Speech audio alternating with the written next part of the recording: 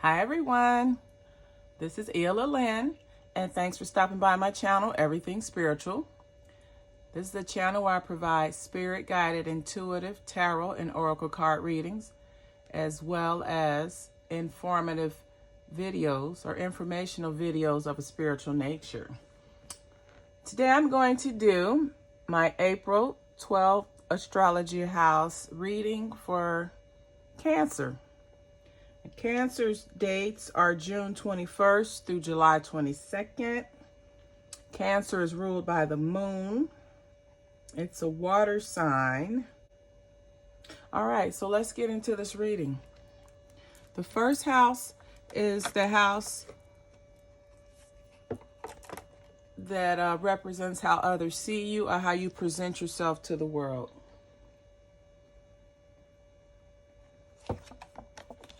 So you have the Ten of Swords. This is a card of ruin. It's a card of fear, anxiety, having a broken heart.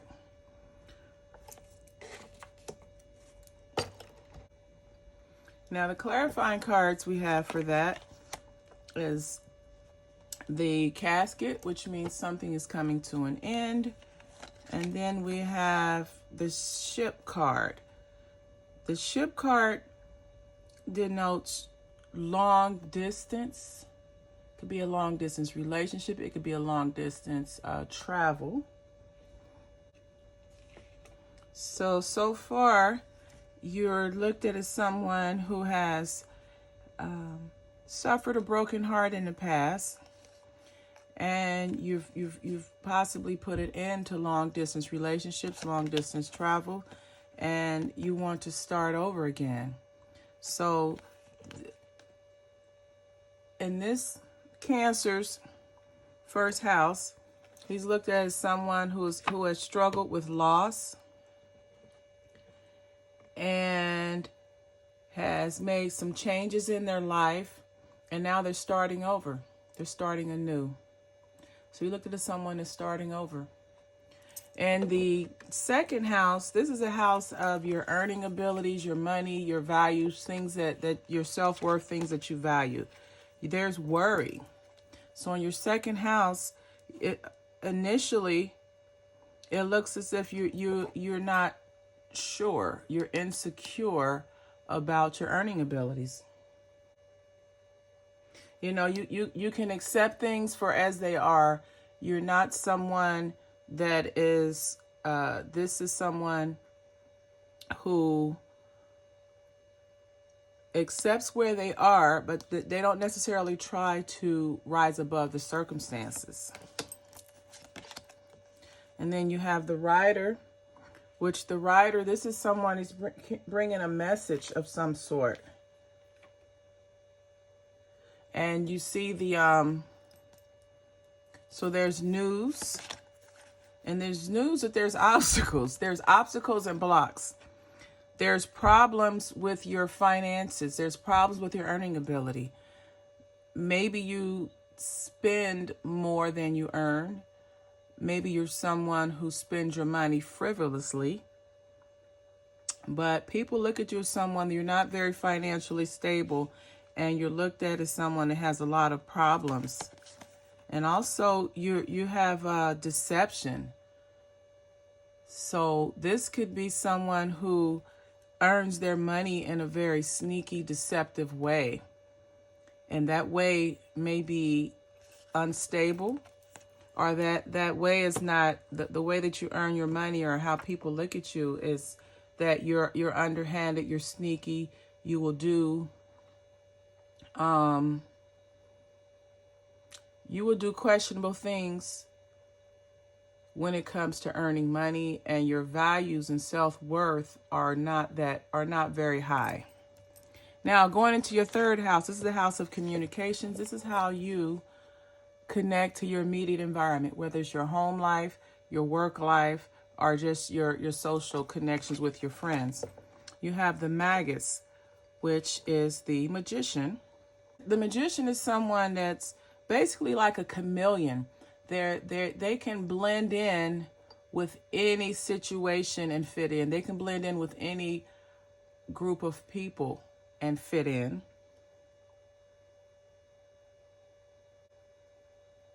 And so this is someone that likes to be around like-minded people. So you're someone, you're very upbeat. You're smart. You're capable of making decisions that add value to your life. Now the clarifiers for that is the fox and the birds. So although you're someone, you're very creative, you can adapt to most any situation. You're also very conniving. This could be someone that's selfish and self-centered. Someone that moves. Your immediate environment is your immediate environment changes very often. And it could be because of your being selfish and self-centered and sneaky, but your home environment, your immediate connection, it changes often. And then you have the dog, which this is a card of loyalty, devotion. So pretty much wherever you are, that's where your loyalty lies. So, and you move around a lot. But you're like a chameleon. You can blend into most situations. And then wherever you are, that's where your loyalty lies at that time. Now, your fourth house is the house of emotional nurturing. It's where your family roots are, where you get your support, your emotional support and nurturing. Now, in this Cancer's fourth house, you have the Knight of Cups. So again, this is someone who's yearning for people, of like-minded people. So this person's fourth house, in their fourth house, they have a very solid bond and connection with their family and friends and loved ones. People that support them, they have a very close connection to. And this person also, and as far as reciprocating the emotional support, they're there. This is someone who can offer up as much emotional support as they would like to receive.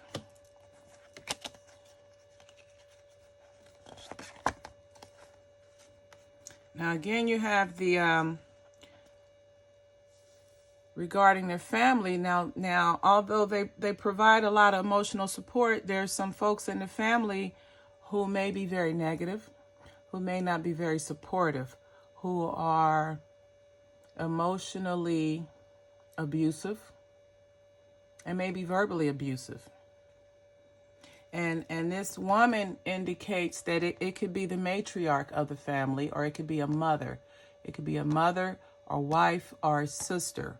But this person has a very destructive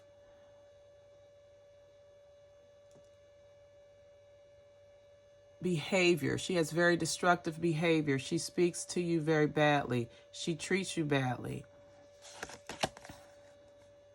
And the final card you have is the bear. And this is the bear that it sits back and observes from a distance. This is somebody that's hot-tempered. And it's very dominant. So it's like a mother bear. So this could be the mother of the family. But although you offer love and you're able to give love as much as you want to receive it, you have a matriarch, a woman in your family that's very verbally or emotionally abusive. She's very domineering. And she's hot-tempered. Now, in your sixth house, this is the house of work, health, and service. So this determines what you do, or what you are likely to do as far as your work, and then service, your willingness and devotion to give back. The sixth house is also the house of improvement, self-improvement, and self-discipline. So here you have in your sixth house, I'm sorry, your fifth house. We're in the fifth house now. So again, the fifth house is a house of love affairs, short-term romances, attachments. It's a house of self-expression and also creativity if you're working with the arts or drama. So the first card we have in the fifth house is a Devil card.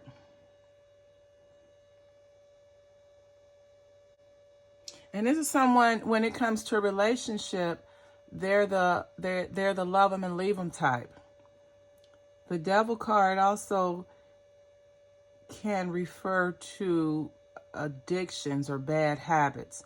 And since we're dealing with the fifth house, which is the house of love affairs and short-term romances, so this person has a lot of sensuality, a lot of sexual energy, a lot of sexual creative energy, which means this person can basically lure you in to a short-term romance just to drop you or leave you, because it's an addiction. And you're dealing with the fifth house, which is addiction to short-term relationships. Now, this person is really, they can communicate with you. They're a very good communicator. They can make you feel that you are the most important person in the world. They can make you feel that this is the best relationship you've been in, only to be problematic because it's not real. It's just an illusion. The person is there to fulfill their own selfish needs and not yours. Now we're to the sixth house, the sixth house of work, health, and service. You have the Empress. Now this is a card of feminine energy. It's a card of nurturing. It's a card of balancing your inner beauty and wealth with your outer. So your inner characteristics match your outwardly activities and motions. So this card could be someone who works in the health and beauty industry or works with women, women's issues concerning femininity. See, you have the Lily. And this reminds me of a peace lily. And this is just a mature, patient, loving individual. And this could be a male. And then you have another male. But then it's a child.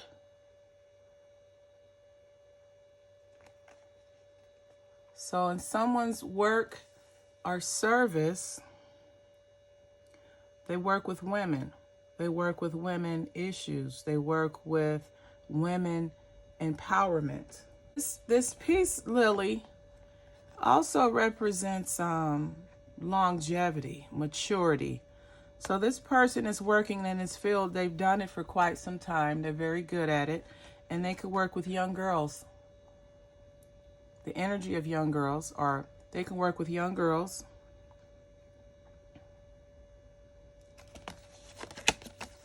Yeah. Women's issues. This could be someone who works at a woman's crisis center, a woman's shelter. So, and looking at the cards again, this is definitely a feminine energy with the Empress and the clarifiers of that of someone who has wisdom, experience at working with girls. And it could be even women's female reproductive issues as well. Female or women's sensuality, their sexuality. But this is someone who's working with young women or mentoring young women. The seventh house is the house of long-term relationships partnerships and contracts. So we have the Prince of Cups and the 7th house. So this is all about desires and cravings. And again, this card can suggest that you accept your sexual needs and passions and live them out.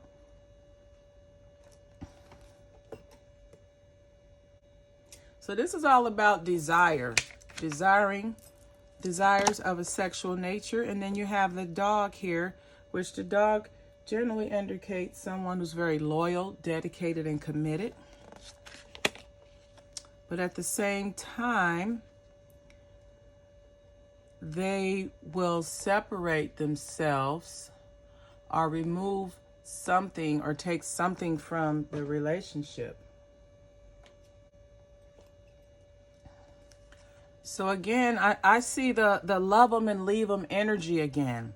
Here you have the loyalty, the commitment, the dedication. Here you have the separation, the removing, the cutting out. And then the final card, this is 3 birds.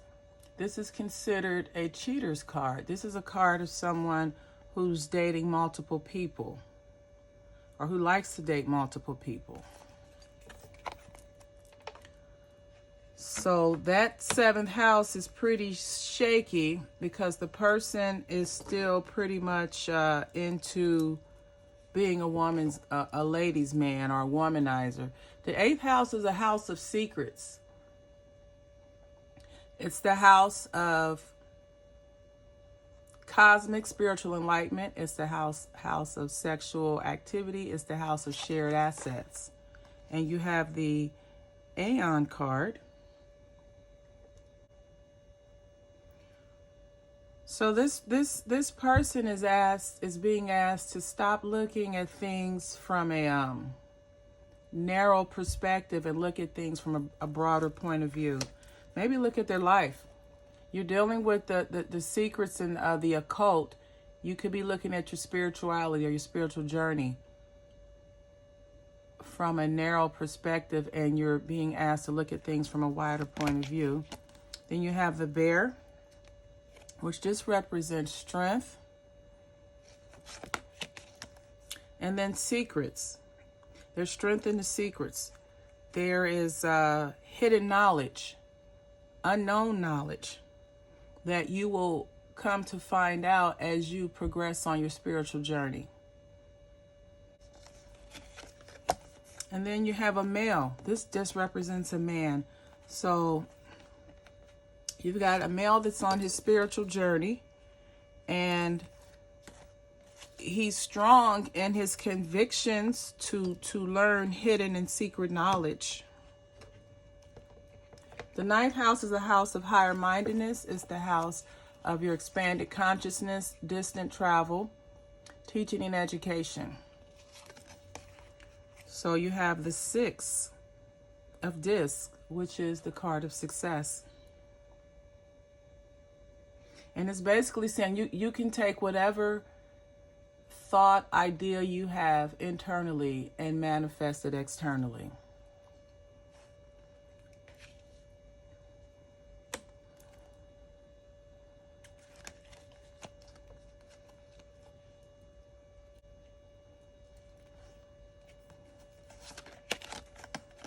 Now,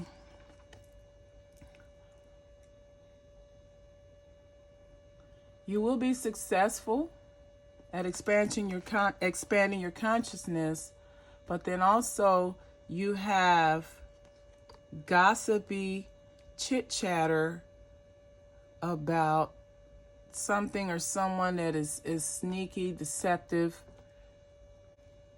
or even a betrayal or jealousy. So as you expand your consciousness, you are becoming aware of people in your immediate environment or circle that are jealous of you or don't have your highest interest, your best interest at heart. And the marriage card turning up can be someone in your relationship. You're in a relationship with someone who doesn't have your best interests at heart. And spiritually, your spirit is communicating with you about this person. And it's just a matter of you picking up on the signals and following through with it. The 10th house is the house of your career, reputation, and professional achievements. So this is someone who is very, very happy with their profession. They're happy with how they make money. They're happy with their present job. The job that they have, they may have been on it a long time. They've worked to get to where they are as far as maybe their finances or their salary. And they had to make a decision regarding their career and their professional achievement. They had to decide which path they were going to take. And they took the ship, which is the distance.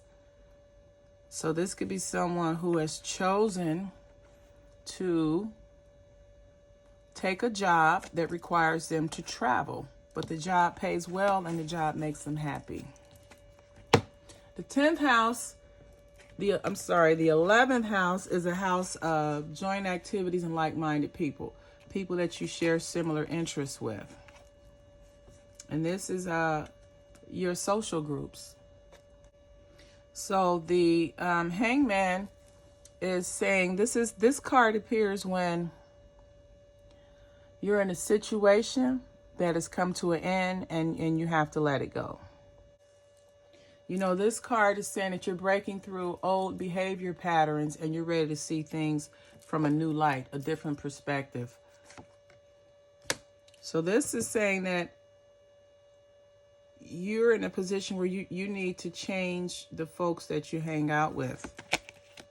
Now, you have a ring here, which is a marriage or a contract or some form of a commitment. And then you have the mice, menacing mice. So what I'm getting from this is why you're being asked to change and let go of the current people that you hang out with is because it's going to be a detriment to your marriage or your relationship.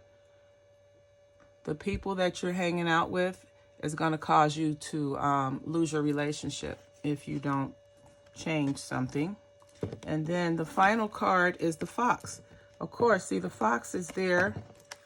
The fox is slick, it's conniving, it's cunning, and it's all about itself. It doesn't really concern itself with other people. So again, you're in a situation with someone that, or you're hanging out with folks that they're going to be a detriment to your marriage because they're going to cause loss within your relationship. Because the person that's doing it is only out for themselves. They're only out for their own personal gain. The 12th house is the house of karma. This is the house of where you get what you deserve, so to say. The house of past results and actions. And you have the Prince of Swords here.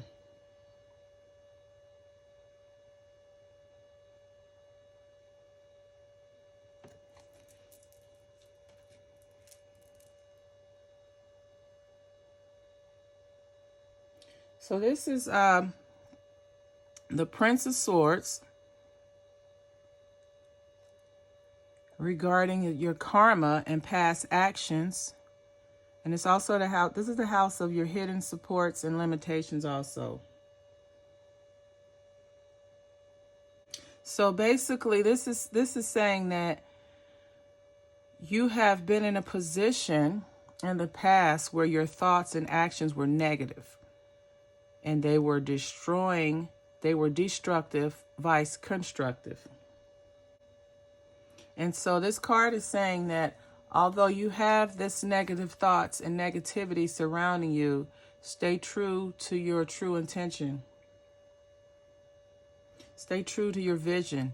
Although you're plagued and surrounded by negativity, which may be a result of your karma, if you stay focused, you will be able to overcome it.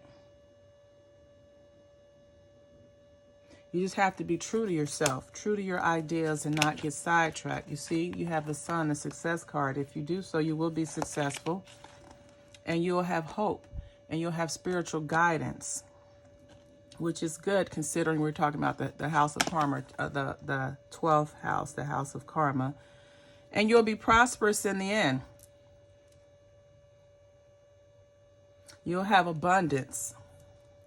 So this person, if you just continue to fight through or push through the negativity, the negative thoughts, the things that try to keep you from going forward, if you push through them and resist them, they will fall away and you'll continue to be successful.